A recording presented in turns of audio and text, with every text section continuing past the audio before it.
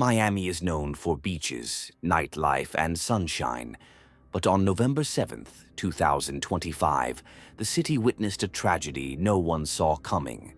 This is the story of Deputy Devin Jaramillo. He was 27 years old, young, sharp, dedicated, and the kind of cop every neighborhood needs. Not the kind chasing fame, not the kind chasing ego. He just wanted to help people. Even as a kid, Devin would talk about justice, about standing up for the weak, about becoming a law enforcement officer one day. He grew up in a simple household. His family didn't have much, but they had love. His parents always said he had a strong heart. In school, he was the kid who stopped fights instead of starting them. In college, he studied criminology, laser-focused on becoming someone who could make a difference. And at 24, he joined the Miami-Dade Sheriff's Office, 3 years on duty.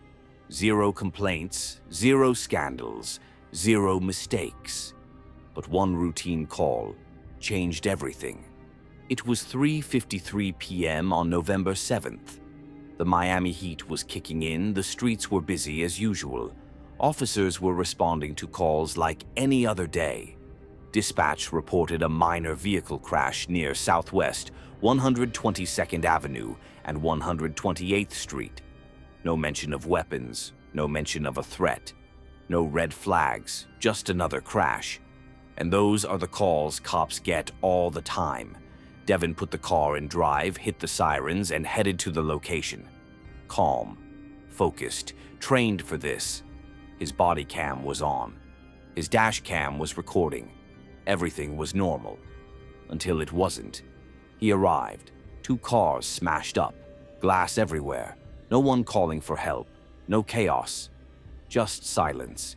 And one man standing near the wreckage. A man who looked off. Devin approached him the way every officer is trained to. Slow steps, open hands, no aggression. He spoke first. "Sir, are you all right? I'm Deputy Jaramillo with Miami-Dade. You injured?" No response. The man just stared, eyes locked, no blinking, no movement. Like a statue fueled by rage or something deeper. The kind of stare that makes the back of your neck itch. Devin asked again, calmer but alert. "Sir, I need you to step back for me." Still nothing. Now let me tell you something about cops. They can feel danger before it happens. It's instinct, training, the unseen tension in the air. Devin felt it. The man took one slow step toward him. Then another. Devin put his hand near his duty pistol, voice firmer this time. "Sir, don't come any closer." And that's when everything snapped. A struggle broke out. Fast, violent, no warning, no negotiation, just chaos. 2 men in a close-range fight, gravel under their feet, metal and fire in the air. Gunshots rang out. Not 1, not 2, multiple. Nobody can say with 100% clarity who pulled first, but here's what we know from evidence, from witness statements, from physics and aftermath. There was physical combat first. No distance, no standoff, hands on each other. Then shots fired at close range. When backup arrived, the scene was horrifying. Devin was down. The suspect? Dead on arrival. No car chase, no hostage situation, no dramatic showdown. Just a split-second tragedy. The radio lit up with panic. "Officer down! Officer down! We need 10 to 75 immediately. Patrol cars, SWAT units, ambulances." They all rushed in. Tires screeching, lights flashing, the kind of urgency that hits your gut. Officers dropped to their knees beside Devin. He was fading. Fast. He tried grabbing his radio. Couldn't speak, but the movement said everything. "I'm still here." They loaded him into the ambulance and rushed him to Jackson Memorial Hospital. The trauma team was waiting before the doors even opened. Doctors worked like their own family member was on that table. But some battles are bigger than skill. At 5:20 p.m., Deputy Devin Jaramillo was pronounced dead. The same badge that protected others couldn't protect him that day. The news spread fast, too fast. Miami went silent. A young cop, barely 27. A routine call. A city shattered. The sheriff addressed the media, eyes heavy, voice breaking. He didn't die protecting himself. He died serving others. And that sentence hit America like a bullet. Candles were lit outside the precinct. Flowers, badges, handwritten notes, American flags draped in blue ribbons. Kids, strangers, veterans, fellow officers, people who never met him, mourning like they lost their own.